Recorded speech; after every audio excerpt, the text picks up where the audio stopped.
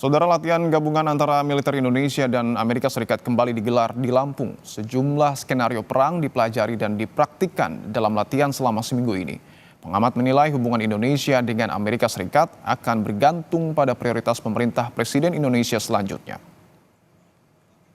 Kelompok Vatikan untuk musang-musang sudah terlihat di bibir pantai. Skenario perang dan kemampuan bertahan hidup dipraktikkan dalam latihan bilateral antara TNI Angkatan Laut dan United States Seventh Fleet, melibatkan juga Korps Marinir kedua negara. Mereka berlatih berbagai macam materi terkait dengan profesionalisme prajurit seperti menembak, kemudian patroli, pertempuran kota, juga melaksanakan latihan bersama staf untuk membuat produk operasi pertahanan pantai secara bersama-sama. Sedikitnya 1.300-an prajurit dari kedua negara ikut dalam latihan bersama Cooperation Afloat Readiness and Training atau CARAT 2024 di Lampung. The goal behind it is to grow those bonds and relationships.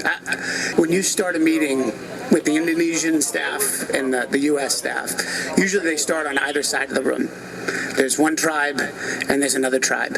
And the goal in these exercises is for everyone to intermix. TNI menepis latihan gabungan ini sebagai upaya mengantisipasi tensi di Laut Cina Selatan. Latihan ini sangat penting untuk pertama meningkatkan profesionalisme. Dan ini tidak ada hubungannya dengan Laut Cina Selatan. Kemudian hubungan antara Indonesia dengan Amerika yang sudah berlangsung lama, sekitar 30 tahun, latihan CARAT ini tentu akan ditingkatkan semakin ke depan, semakin baik. Latihan CARAT 2024 dilaksanakan pada 12 hingga 20 Mei 2024. Sejak tahun 2021 hingga 2023, Amerika Serikat tercatat melakukan 525 latihan militer gabungan dengan negara-negara di Asia Tenggara, menurut Lowy Institute. Ini membuat Amerika Serikat menjadi negara yang paling banyak melakukan latihan militer dengan negara-negara di kawasan, diikuti oleh Jepang, Australia, India, dan Tiongkok.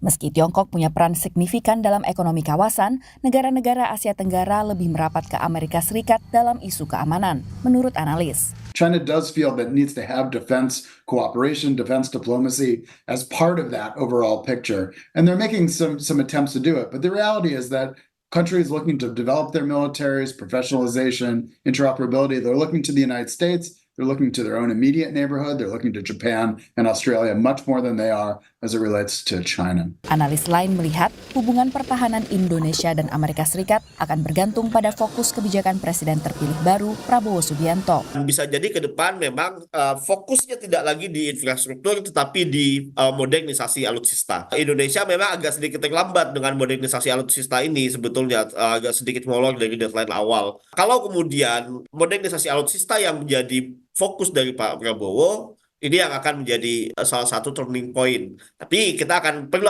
melihat dalam 1-2 tahun pertama sebetulnya di pemerintahan Pak Prabowo. Tahun 2024 juga menandai 75 tahun kerjasama diplomatik Indonesia dengan Amerika Serikat yang terjalin sejak 1949. Demikian laporan tim VOA.